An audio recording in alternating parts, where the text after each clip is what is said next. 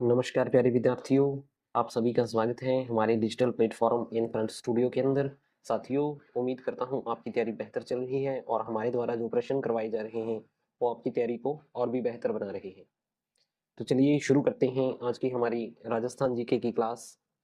सबसे पहले आज का जो हमारा प्रश्न है वो है, राजस्थान में कौन सी संस्था शीत भंडार गृह और मंडी यार्ड बनाने में संबंध है। यानी कि आपको बताना है कि राजस्थान की कौन सी संस्था है जो शीत भंडार गृह है और मंडी यार्ड बनाने से संबंध है। ऑप्शन दी गई हैं, क्रय विक्रय समितियां, कृषि विपणन बोर्ड, राज्य सहकारी बैंक व नाबार्ड। तो इन चारों ऑप्शन में से हमारा जो राइट आंसर होगा वो हो जाएगा ऑप्शन बी, कृषि विपणन बोर्ड। यह राजस्थान के अंदर शीत भंडार गृह और मंडी यार्ड बनाने से संबंध है। ऑप्शन बी इसका राइट आंसर हो जाएगा। अगला प्रश्न है, भूमि अधिग्रहण बिल 2014 को पारित करने वाला पहला राज्य है। ऑप्शन दी गई हैं, मध्य प्रदेश, राजस्थान, हरियाणा व गुजरात। आपने बताना है कि भूमि अधिग्रहण बिल 2014 को पारित करने वाला सबसे पहला राज्य कौन सा है। तो इन चारों ऑप्शन में से जो राइट आंसर होगा इस प्रश्न का वो हो जाएगा ऑप्शन बी, राजस्थान। राजस्थान के द्वारा भूमि अधिग्रहण बिल 2014 को पारित किया गया था देश के अंदर सबसे पहले, और राजस्थान ऐसा प्रथम राज्य बना था। ऑप्शन बी इसका राइट आंसर हो जाएगा। अगला प्रश्न है, औद्योगिक संभावनाओं के आधार पर राजस्थान के कौन से जिले ए श्रेणी के अंतर्गत आते हैं। आपको बताना है कि औद्योगिक संभावनाओं के आधार पर, यानी कि वह जिले यहाँ पे उद्योग की सर्वाधिक संभावनाएं हैं, उनको ए श्रेणी के अंदर रखा गया है। आपको बताना है कि निम्न में से कौन से जिले हैं जो ए श्रेणी के अंदर आते हैं। ऑप्शन दी गई हैं, उदयपुर व अलवर, कोटा व भीलवाड़ा, ए व बी दोनों, जयपुर व चित्तौड़गढ़। तो इन चारों ऑप्शन में से जो हमारा राइट आंसर होगा इसके अंदर वो हो जाएगा ऑप्शन सी, ए और बी ऑप्शन दोनों, यानी कि उदयपुर व अलवर है और कोटा व भीलवाड़ा है, ये ए श्रेणी के अंदर आते हैं। ऑप्शन सी इसका राइट आंसर हो जाएगा।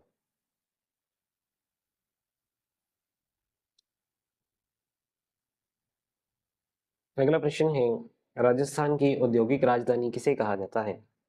ऑप्शन दी गई है, जयपुर, कोटा, बूंदी व जोधपुर।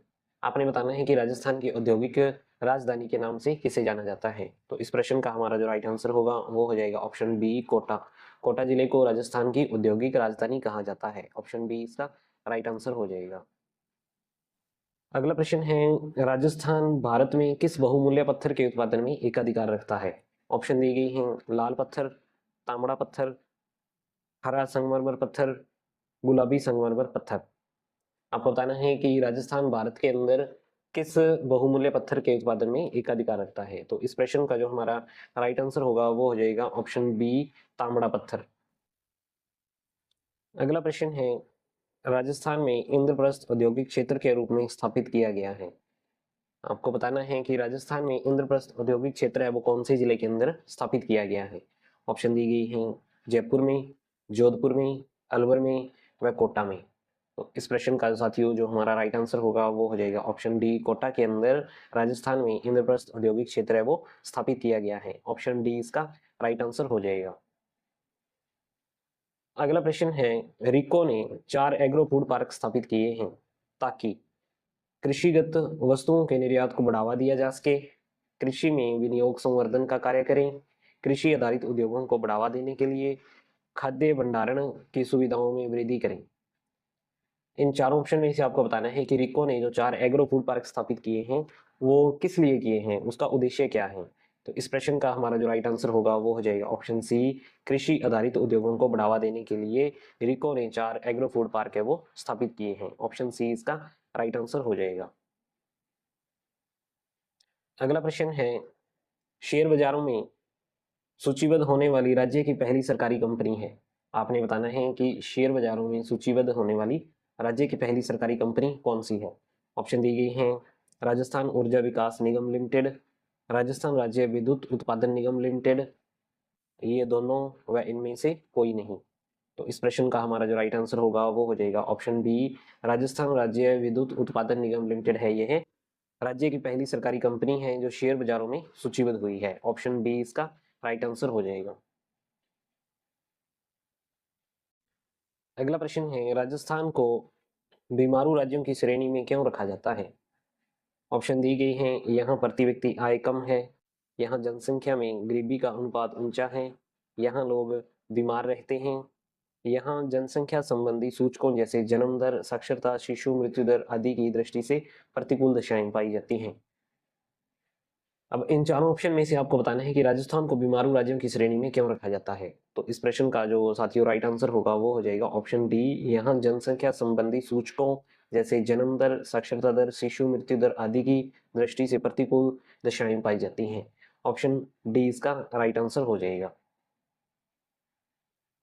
अगला प्रश्न है, 15वें वित्त आयोग के अध्यक्ष कौन थे? आपको बताना है कि 15वें वित्त आयोग के अध्यक्ष है वो कौन थे। तो ऑप्शन दी गई हैं, डॉक्टर सी रंगराजन, डॉक्टर विजय एल केलकर, श्री एन के सिंह व ए एम खुसरो। तो इन चार ऑप्शन में से इस प्रश्न का जो राइट आंसर होगा वो हो जाएगा ऑप्शन सी, श्री एन के सिंह। यह 15वें वित्त आयोग के अध्यक्ष थे। 15वें वित्त आयोग को 22 नवंबर और 2017 को मंजूरी दी गई थी और जिसका कार्यकाल था 2020 से और 2025 तक। 2020 से 2025। ऑप्शन सी इसका राइट आंसर हो जाएगा। अगला प्रश्न है, राजस्थान की अर्थव्यवस्था के प्रमुख क्षेत्रों से संबंधित सर्वाधिक निर्णायक मुद्दा कौन सा है जो आर्थिक क्रियाओं के स्तर को प्रभावित करता है? ऑप्शन दी गई हैं इसके अंदर, जल का प्रभाव, पूंजी की कमी, ऊर्जा की कमी व व्यापक निरक्षरता। इन चार ऑप्शन में से हमारा जो राइट आंसर होगा वो हो जाएगा ऑप्शन डी, व्यापक निरक्षरता, जो राजस्थान की अर्थव्यवस्था के प्रमुख क्षेत्रों से संबंधित सर्वाधिक निर्णायक मुद्दा है। ऑप्शन डी इसका राइट आंसर हो जाएगा। अगला प्रश्न है, राजस्थान के गांवों को स्वावलंबी बनाने का प्रभावी माध्यम है।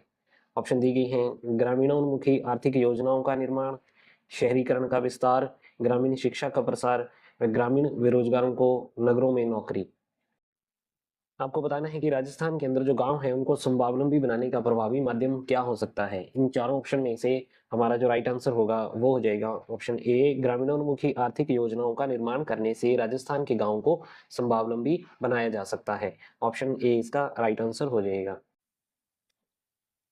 अगला प्रश्न है, राजस्थान में राष्ट्रीय खाद्य सुरक्षा मिशन में किन फसलों को सम्मिलित किया गया है?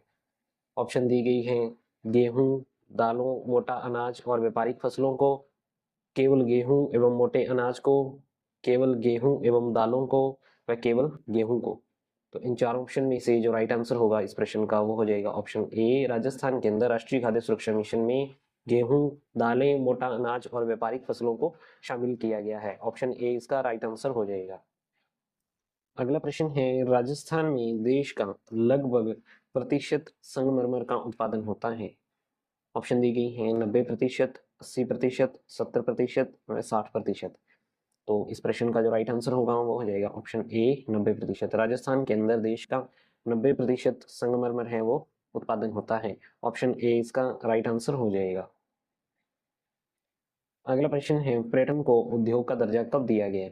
ऑप्शन दी गई हैं, दिसंबर 1985, अक्टूबर 1989, मार्च 1989 और मार्च 1985 के अंदर।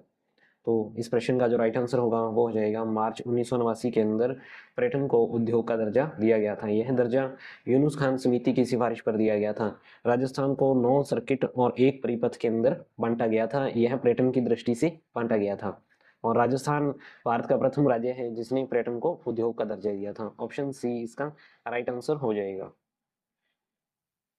अगला प्रश्न है, पर्यटन विकास के तहत बड़ी लाइन पर प्लेस ऑन व्हील रेलगाड़ी कब चलाई गई? ऑप्शन दी गई हैं, सितंबर 1994, अक्टूबर 1995, अक्टूबर 1996 व सितंबर 1995। तो इस प्रश्न का जो राइट आंसर होगा वो हो जाएगा सितंबर 1995। सितंबर 1995 के अंदर पर्यटन विकास के तहत बड़ी लाइन पर प्लेस ऑन व्हील रेलगाड़ी को चलाया गया था। ऑप्शन डी इसका राइट आंसर हो जाएगा। अगला प्रश्न है, भारत में घूमने वाले विदेशियों में से कितने विदेशी राजस्थान अवश्य आते हैं? ऑप्शन दी गई हैं, 4 में से 3, 3 में से 1, 10 में से 4 व 5 में से 1। तो इस प्रश्न का जो राइट आंसर होगा वो हो जाएगा ऑप्शन बी, 3 में से 1, यानी कि हर 3 में से 1 विदेशी है वो राजस्थान घूमने आता है। ऑप्शन बी इसका राइट आंसर हो जाएगा। अगला प्रश्न है, राज्य का कौन सा जिला सर्वश्रेष्ठ भ्रमण स्थल के लिए चुना गया है? ऑप्शन दी गई हैं बीकानेर, जोधपुर, जयपुर व उदयपुर। तो इस प्रश्न का जो राइट आंसर होगा वो हो जाएगा ऑप्शन डी, उदयपुर। उदयपुर ऐसा जिला है जिसको सर्वश्रेष्ठ भ्रमण स्थल के लिए चुना गया था। ऑप्शन डी इसका राइट आंसर हो जाएगा। अगला प्रश्न है, राज्य की सकल शुद्ध घरेलू उत्पाद का नया आधार वर्ष घोषित किया गया है। ऑप्शन दी गई हैं 2001 व 2000 ईस्वी, 2002 2003 ईस्वी, 2003 व 4 ईस्वी, 2004 5 ईस्वी। तो आपको बताना है कि राज्य की सकल शुद्ध घरेलू उत्पाद का नया आधार वर्ष घोषित किया गया है, वह कौन सा है? तो इस प्रश्न का जो राइट आंसर होगा वो हो जाएगा ऑप्शन डी 2004 व 2005 ईस्वी। ऑप्शन डी इसका राइट आंसर हो जाएगा। अगला प्रश्न है, किस समिति की रिपोर्ट के आधार पर राजस्थान को सबसे कम विकसित राज्यों की श्रेणी में शामिल किया गया है? ऑप्शन दी गई हैं रंगराजन समिति, अभिजीत सेन समिति, रघुराम राजन समिति, अरविंद मायाराम समिति। तो इस प्रश्न का जो राइट आंसर होगा वो हो जाएगा ऑप्शन सी, रघुराम राजन समिति की सिफारिश पर राजस्थान को सबसे कम विकसित राज्यों की श्रेणी में शामिल किया गया है। ऑप्शन सी इसका राइट आंसर हो जाएगा। तो साथियों, ये थी आज की हमारी क्लास। उम्मीद करता हूँ आपको पसंद आएगी। अगर आपको हमारी क्लास अच्छी लगती है तो अपने दोस्तों के साथ शेयर करें। थैंक यू, धन्यवाद।